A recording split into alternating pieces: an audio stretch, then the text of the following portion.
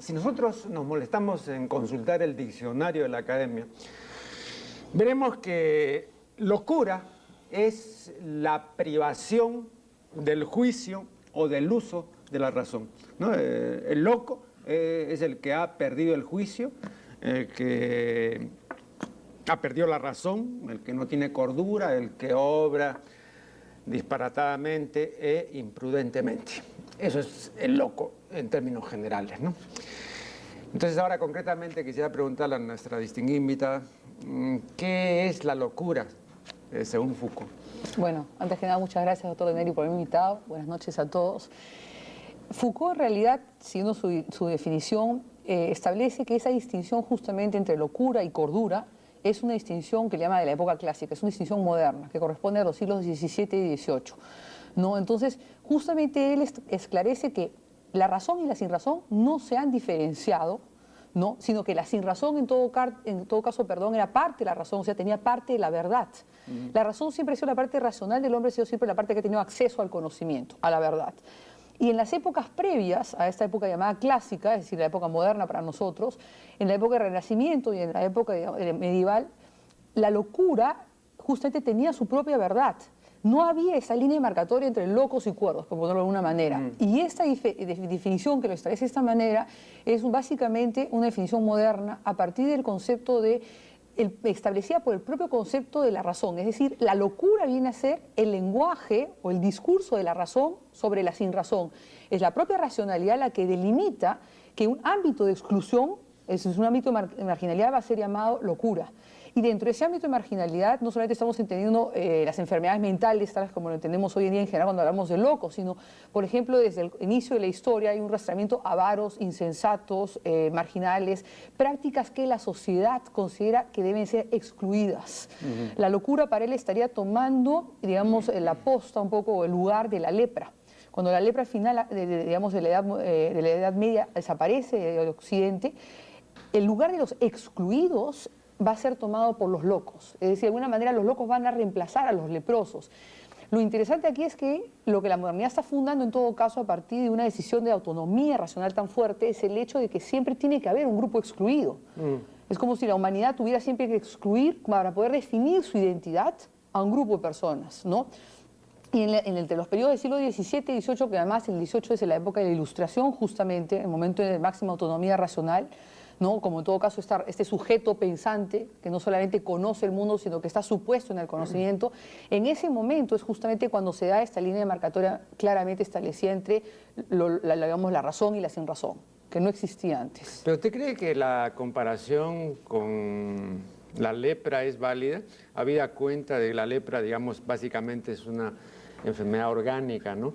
Sí, pero sí, es válida en cierto sentido y en un cierto sentido no. Es válida en el sentido de que sí me parece interesante esta imagen de la exclusión y esta imagen de que la identidad de un pueblo necesita de excluidos. El mismo concepto de identidad nacional, por ejemplo, nosotros no tenemos identidad nacional, pero los países que tienen identidad nacional tienen una serie de características claramente que no forma parte, es decir, hay una serie de factores o de elementos o de personas que no entran dentro del rubro de lo que se llama la identidad nacional.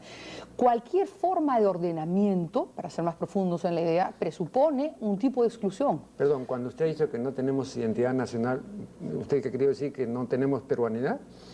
¿Se refiere a este país? Me refiero al Perú concretamente. Sí. Es decir, ¿qué es la identidad nacional en el Perú según usted?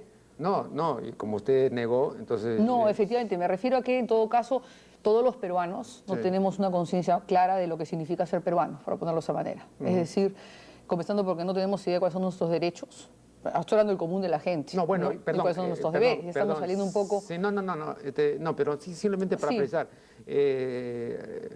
A nosotros nos enseñaron en el colegio, ¿no?, que había ciertos elementos definitorios de la identidad. Bueno, ¿no? en ese sentido sí tenemos una identidad nacional, pero yo creo que esos son criterios o elementos muy superficiales. Muy superficiales, pero innegables. Identidad nacional sería cuando, por ejemplo, un empresario puede compartir cosas de fondo con la empleada que trabaja en su casa, ¿no es cierto? Ah, no, ya eso es ciencia ficción. Entonces, en el Perú, claro, pero en otras sociedades, justamente, donde no tienen problemas de identidad nacional, puede haber una comunicación a ese nivel. Es decir, en este país justamente, entonces a eso apunto, es decir, hablar de algo que hace que un país tenga una identidad propia, digamos, presupone que hay ciertas características de fondo que se comparten, hay cierto tipo de preocupaciones, ciertos ejes culturales, sociales, humanos que se comparten. Pero sería necesario que no haya racismo, para que entonces no excluyamos a ciertos grupos o no estigmaticemos a otros grupos, en fin, ¿no? Para no decirlo de una manera tan idealista, sería necesario que el mestizaje se produzca cada vez más, para usar un concepto un poco más positivo, porque el racismo yo creo que nunca va a desaparecer. No, porque los europeos no son racistas, pero son xenófobos. Entonces, finalmente, estamos peor todavía, a mi manera de ver. Entonces, finalmente yo creo que el racismo es un problema que no va a desaparecer. Entonces, lo que sí tiene que desaparecer poco a poco es justamente categorías tan estereotipadas como las que han existido en este país, y eso se hace a través del proceso de mestizaje, que es en este país el proceso de la democratización. No. ¿Por qué justamente en cierta época surge esta figura del loco y al menos con esas características? Yo te lo distingo en la antigüedad, digamos, ahora no hablando cuando dice clásica, Foucault no se refiere pues a Grecia, ¿no? Pero imagine usted, por ejemplo, el furor religioso, ¿no? El entusiasmo griego religioso, en fin, los trances chamánicos en las culturas primitivas, todo eso, son conductas absolutamente anormales, ¿no? Pero que yo sepa, no se caracterizarían propiamente con, ¿no? las ideas que tenemos. Lo que pasa es que, por ejemplo, en el caso del furor religioso, la época medieval consideraba que ese tipo de personas justamente tenían acceso, aparte de la verdad, que era una parte, no distinguían, es decir, era otro tipo de acceso privilegiado a la verdad. ¿Por qué más bien se hace esta demarcación? La pregunta que está a la base de toda la obra de Foucault y, y dentro del cual se encuadra este libro, digamos, como una parte, digamos, de toda una construcción, es la pregunta por el sujeto. Él se pregunta justamente por qué, cómo es posible y por qué el sujeto se ha vuelto objeto de conocimiento. O puesto de otra manera, y para verlo tentar, cómo es posible justamente que el sujeto se haya concebido a sí mismo como supuesto en todo acto de conocer. Es decir, ¿cómo es posible que el hombre se hace sujeto? Entonces, él a lo que apunta es a la disolución del hombre como sujeto epistemológico en el conocimiento. Y esto lo hace a partir justamente, ¿por qué en esta época? Para ir a su pregunta, porque esta es la época, digamos, esta época corresponde con la modernidad y con la Ilustración básicamente, que es una etapa que él va a criticar y va a relativizar y va justamente, a raíz básicamente de este texto de Kant de qué es la Ilustración, él va a decir que en realidad cómo podemos hablar de la razón que llega a su máxima autonomía racional, y a partir de los cuales, porque el asunto es no solamente que la razón llega a una máxima autonomía, en la cual justamente la propia razón establece los propios criterios de verdad a partir del propio proceder de la mente, ya no se los pide a Dios, ya no se los pide a objetos de conocimiento que están en un mundo fuera de la mente, un mundo trascendente, sino que la propia mente, si ese es el concepto moderno de la verdad, de la certeza, pone las propias pautas a seguir en el conocimiento. Entonces él dice, ¿bajo qué ideas se está haciendo esto? ¿Cómo es posible que hemos llegado a producir esta situación? Y él lo que está haciendo es proponer ahí un concepto completamente distinto. Él lo que dice es todos los órdenes de saber. Este es el que más va a atacar, lógicamente. Pero todos los conocimientos, los saberes, la ciencia, en realidad están en un orden que pensamos que es el orden, es decir, que dan respuestas sobre los objetos del mundo, establecen verdad. La religión también estaría en este ámbito, las instancias de poder, las convenciones sociales. Pero en realidad, debajo de eso hay un verdadero ordenamiento, y ese es el concepto de episteme. A lo que él está buscando en realidad es llegar a que lo que nosotros creemos que es, no es tal. Él dice, no hay nada que interpretar, finalmente, porque todo en el fondo es interpretación, porque no hay un discurso racional que me permite especificar que una cosa es lo que yo creo que es, sino que lo que hay en el fondo son como distintos epistemes que son a priori históricos, son, digamos, momentos, ¿no? A priori, tanto justamente no está vinculado a la experiencia, son como instancias de dispersión subyacentes que no guardan continuidad unas entre otras, sino que son como ordenamientos inconscientes, simplemente preconceptuales, ¿no? Que posibilitan el ordenamiento que nosotros tenemos. Entonces, lo que en el fondo esto plantea es no solamente un nihilismo, sino una anarquía en el conocimiento. Entonces, esto disuelve la idea de que hay un sujeto, ¿no? Como instancia racional, ¿no? Que justamente, digamos, permite establecer lo que el mundo es y se considera portador de esa verdad. Y ese momento privilegiado es en la época clásica para él, es en la época moderna. Por eso es que la obra atenta y especifica que este es el momento de alguna manera más interesante, a la misma vez el más crítico, es el que él va a condenar por excelencia, por decirlo de alguna manera. Haga usted un poquito de historia Y este ser que acusa al otro y que le dice que está privado de razón y que no tiene juicio y que si lo tiene es un escaso juicio y que hace disparates y tiene una conducta impropia e imprudente, sin embargo, no ha demostrado en la historia ser el titular de la razón tampoco, ¿no? Es decir, como decía Richer, ¿no? Estar dotado de razón y ser insensato es algo mucho más grave que no estar dotado de razón. Y la historia de este ser humano, ¿no? en estos últimos siglos es una historia disparatada también, ¿no? Entonces yo no creía que hay una incongruencia también en reclamar ese estatus para la razón y en obrar, digamos, no según la razón, ¿no? Es que hay dos cosas.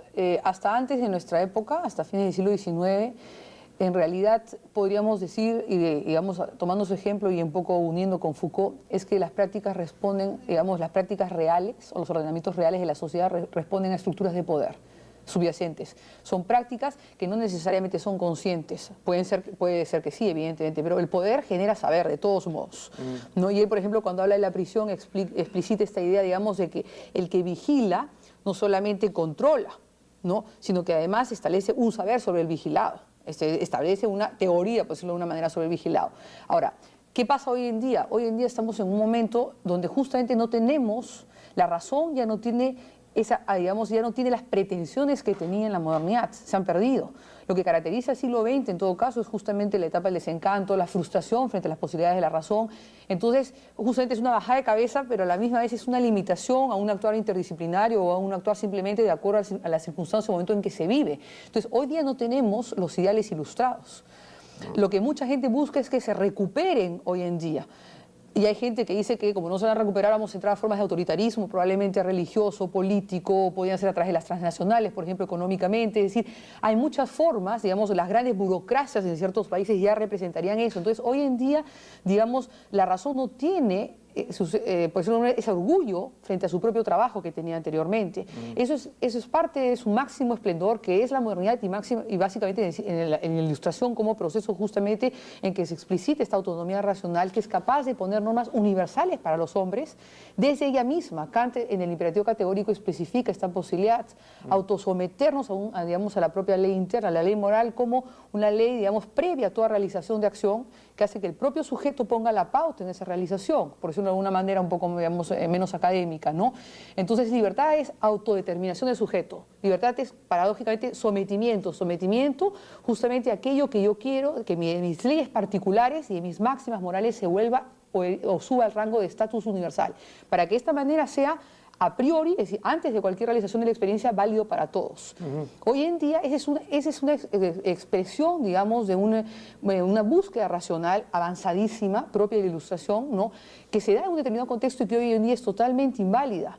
Porque justamente bajo esta idea se funda la idea, primero hay un progreso en la historia, no solamente en Kant, sino también en Hegel, digamos, en general en los pensadores modernos, es la idea, la misma técnica surge en la ciencia moderna como justamente la idea de satisfacer y de alguna manera resolver las necesidades materiales de la humanidad para el bienestar de los hombres. El concepto de progreso lo hemos perdido hoy en día. Entonces no tenemos ninguno de estos ideales, ¿no?, que formarían parte de una evolución ascendente del hombre, el progreso en ese sentido. Entonces, lo que tendríamos que hacer es más bien, delimitar o estructurar cuál es el nuevo campo de actuar de la razón. Ahí hay una discusión. También la discusión si es que somos modernos o somos posmodernos. En realidad somos posmodernos en el sentido que hemos perdido el concepto del fundamento. En ese sentido somos totalmente posmodernos. Foucault se encuadra perfectamente dentro de esa perspectiva, ¿no? Plantear que el verdadero orden es un orden inconsciente, subyacente a todo ordenamiento, digamos, tomado como real, y ya es definitivamente relativizar completamente en lo de la razón.